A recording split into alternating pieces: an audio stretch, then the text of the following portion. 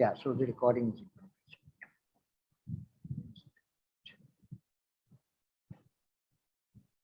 Hello and welcome. In this very special edition of Manthan, we have a distinguished guest with us who's known across the engineering world as he is an eminent engineer who started the construction engineering department at the University of Jadavpur.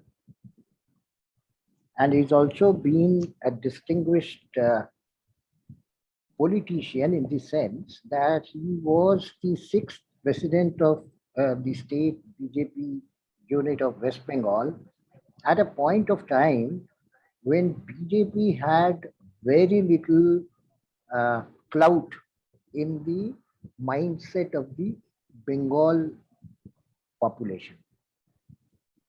And very interestingly, he has written some of the best books on what happened during the partition. His book, My People Uprooted, which also is written in Bengali. And he's written several other books. And of course, one book on engineering, which I think is a subject very close to his heart.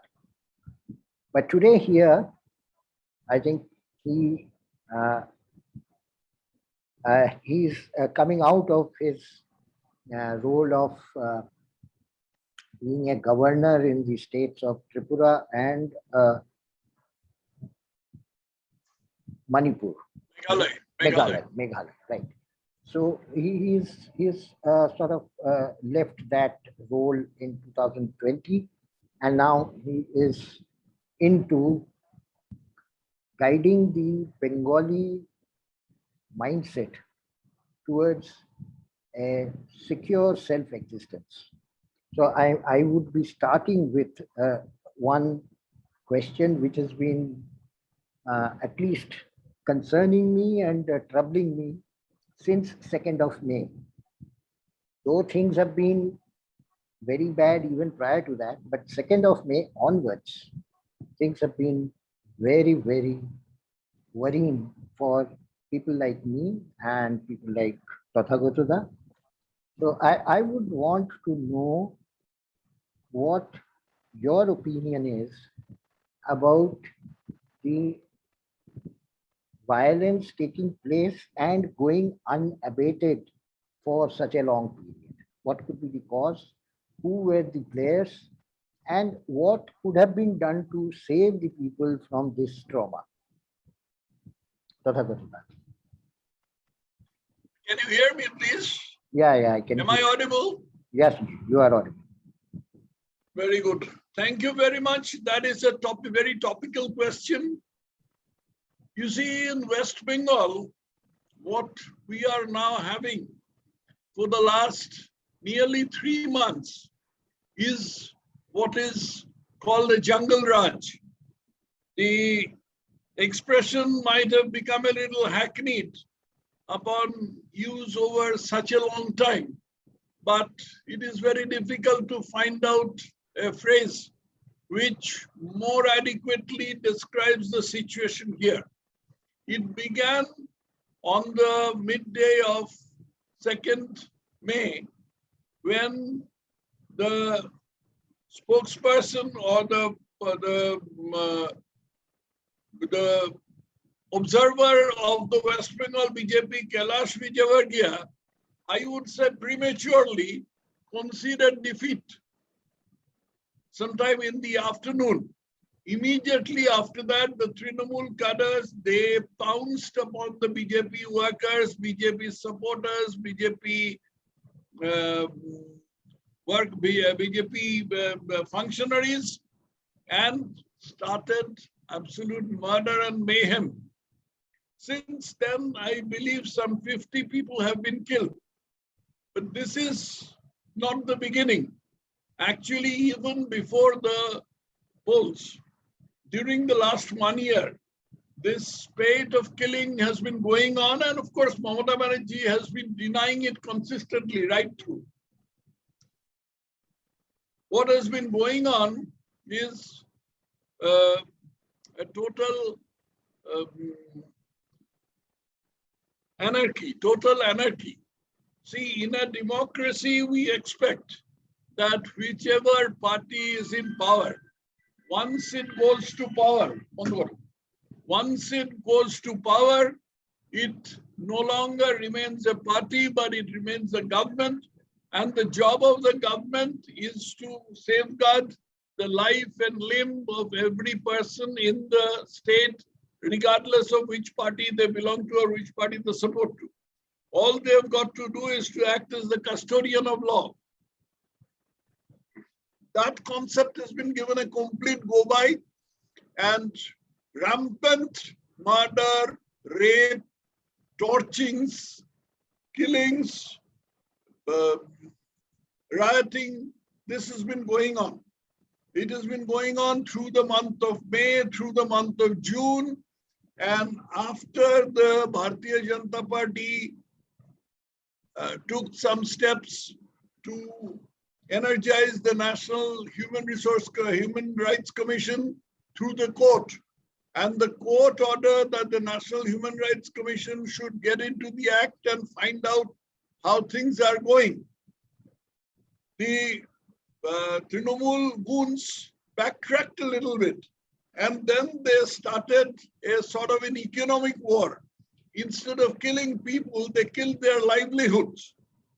I have information from a large number of sources that their shops have been torched or broken down, and people have been told not to patronize their businesses.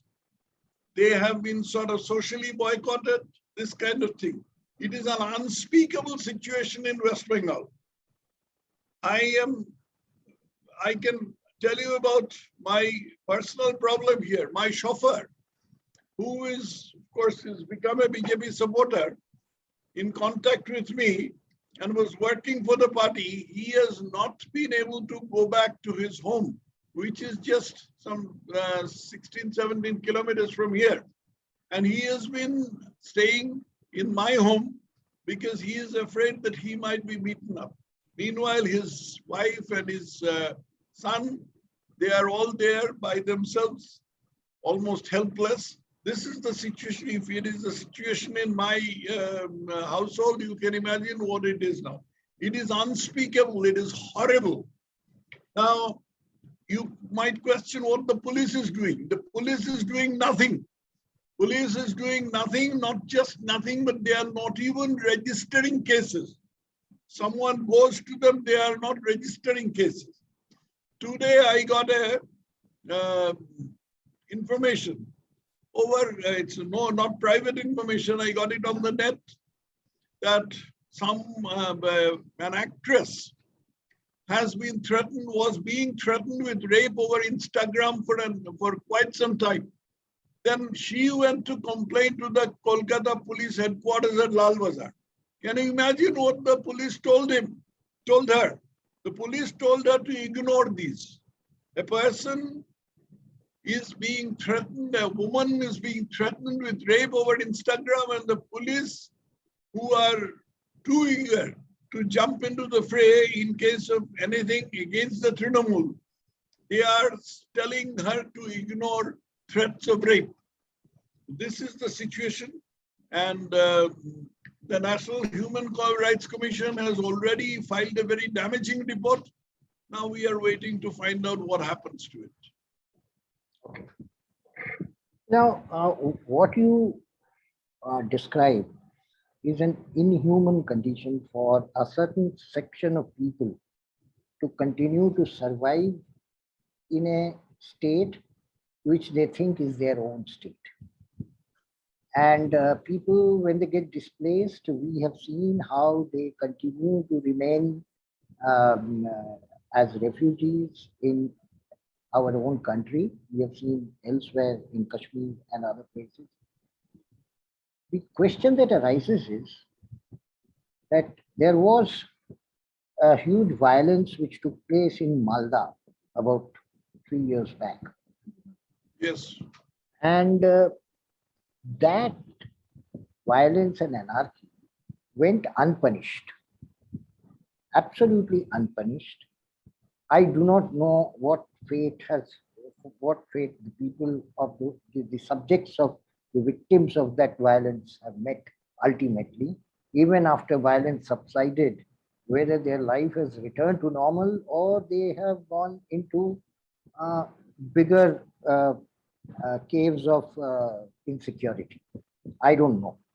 Uh, People have not really cared to know because they say move on. This move on approach is has at that point of time, had there been some stringent action against the then prevailing government as well as the police authorities, do you think that this would have happened if action had been taken at that point of time?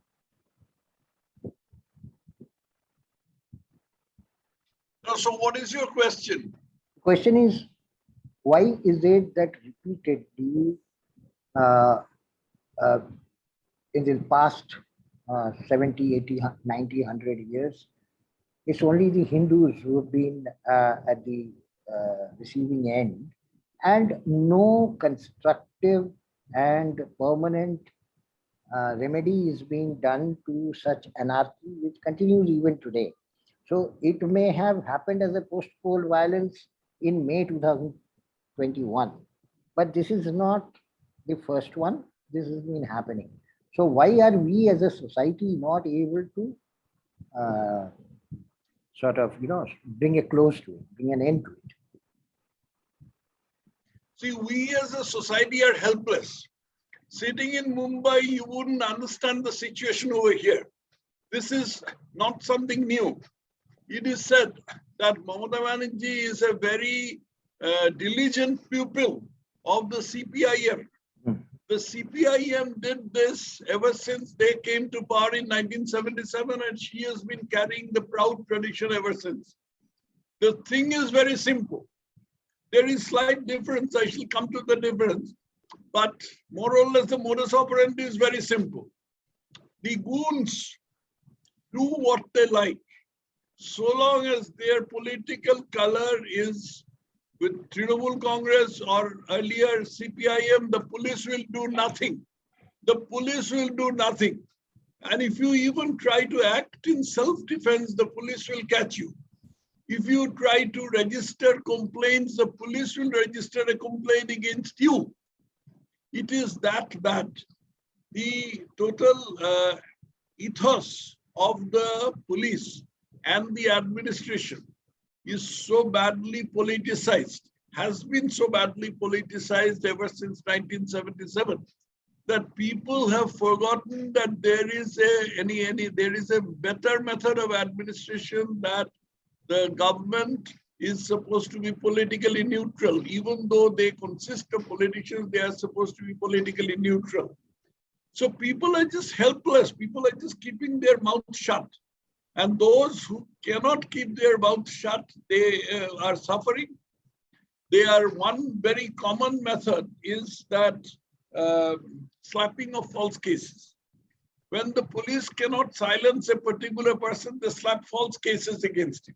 Can you imagine that the leader of the BJP in the assembly has been, that is Shubhendu Adhikari, he has been slapped with the case of theft of tarpaulin.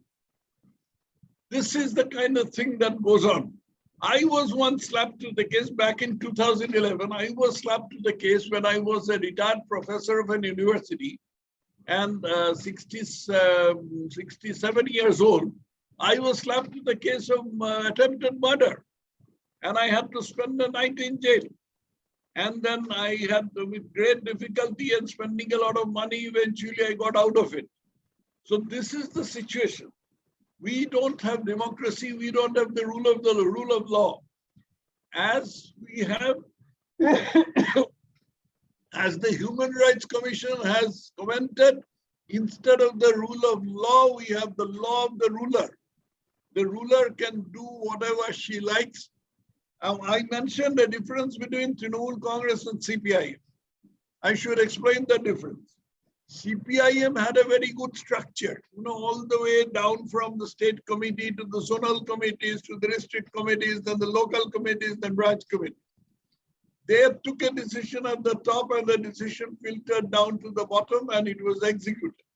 Now, Trinamool Congress does not have any structure. They have only one top level leader and the rest are all pawns.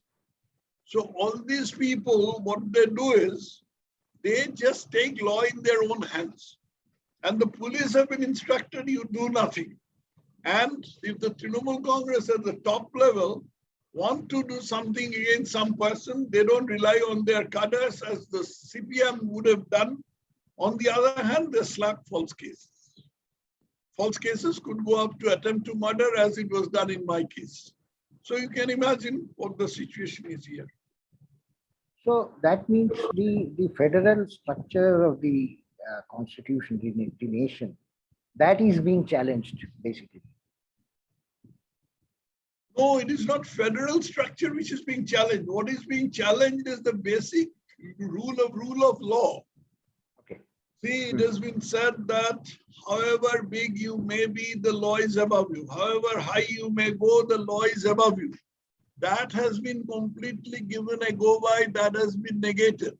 And we have a sort of a regime in which the rule of the party is supreme. The police are partisan. The administration is partisan. The administration takes side of the ruling party. The people who are in the opposition or people who are politically neutral, they have no recourse. This is the kind of thing. Federal structure has got nothing to do with it. Federal structure is a ruse or a canard that the Trinamool Congress raises whenever the central government says anything about them, without once bothering about what this federal structure is or knowing even what the federal structure is, that this is something that they keep on tom-tomming. But this lawlessness that prevails all over West Bengal has got nothing to do with federal structure. So what is the, anarchy is understandable, but what is the motive behind that anarchy? Is it land grabbing or is it something else? No, motive is very simple. It's very simple. Motive is I want to remain in power for perpetuity.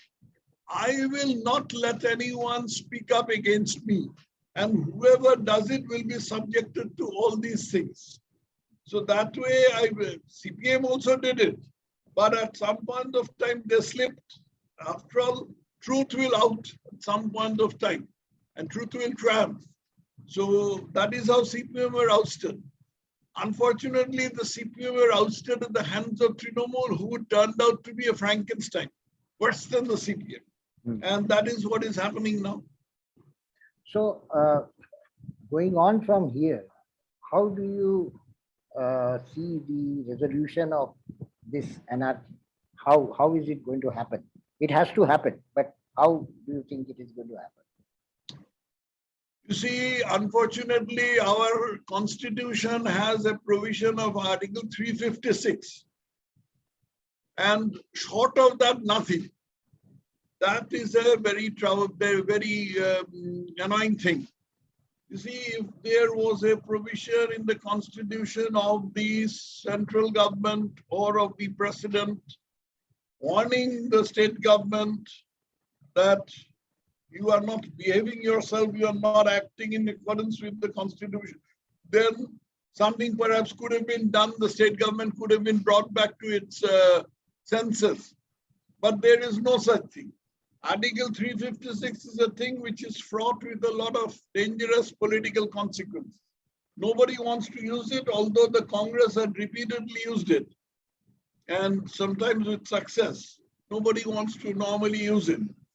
So right now, the only recourse is the judiciary and the institution of the governor. Now, the governor is doing his job. The governor is touring the state government of which he is supposed to head.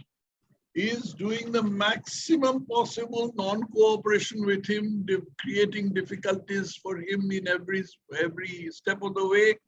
And the governor, in spite of that, the governor has taken courage in his hands and he has been saying out loud what is happening all over the state. He's an extremely courageous person, and I congratulate him for that. It's not that before this, no governor has said anything, but they had said it in a very mild way. This governor has gone all out to expose the reign of terror that has been unleashed on the state. But this governor and the judiciary, these are the only two recourses that are left to the common man. I don't know in what kind of a timeline this will get resolved, because judiciary as such, we are seeing that there have been so many recusals and other things that are happening. People asking for moving the cases from Calcutta to elsewhere.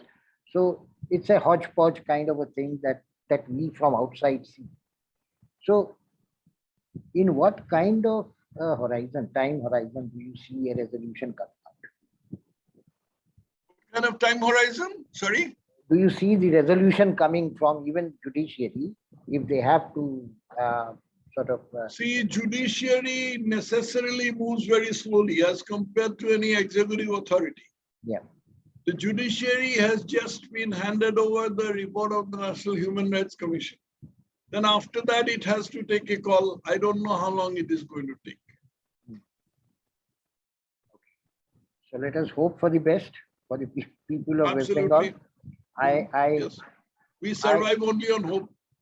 Yeah, in fact, I also am a victim of the anarchy of the earlier regime that you talked of. So my belonging to Mumbai is a function of the anarchy that was there during the CPM days. So I had to leave my home and earth and come and settle elsewhere. This has happened. This has happened in West Bengal for so many people.